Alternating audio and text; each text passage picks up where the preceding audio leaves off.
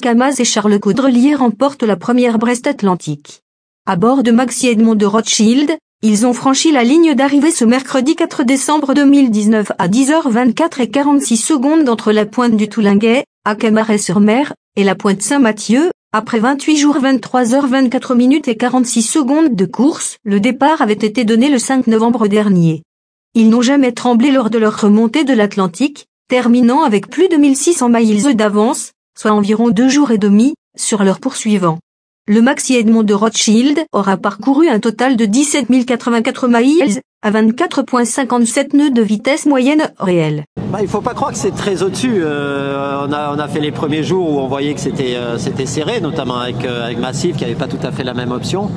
Après, je pense qu'on a eu notre lot de galères et lui aussi, on va voir comment il a été handicapé, mais je pense qu'il a été quand même bien handicapé aussi à partir de Rio.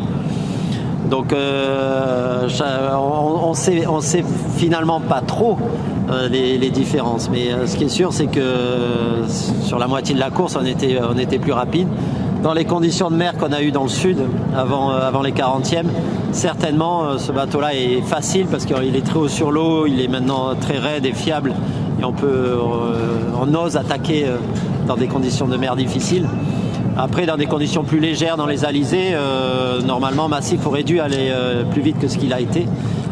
Mais certainement, il a été handicapé par pas mal de choses. Et ensuite, on n'a pas eu la même météo aussi. À partir du moment où il y a eu ce petit décalage, la météo était différente. Et je crois qu'on a bien joué en météo. On est passé dans des coins où, sans Marcel Atter et ses images chattes, on n'aurait pas forcément voulu passer. Donc, on a raccourci notre route énormément dans les poteaux. On a fait 2 poteaux noirs très très bien. Et c'est aussi là-dessus qu'on a gagné, pas du tout que sur la vitesse du bateau. L'histoire passée, donc l'essentiel c'est de savourer le moment d'aujourd'hui. Je voudrais d'abord saluer les Brestoises et les Brestois qui sont venus saluer nos héros sous un ciel traditionnel. Je le dis à Franck, il fait ce temps-là depuis 28 jours, combien d'heures? 19 heures et quelques minutes, voilà, donc c'est pas exceptionnel, hein, c'est comme ça. C'est grâce à toi. Un grand tonnerre d'applaudissements pour l'équipe de Gitana. Tonnerre de Brest.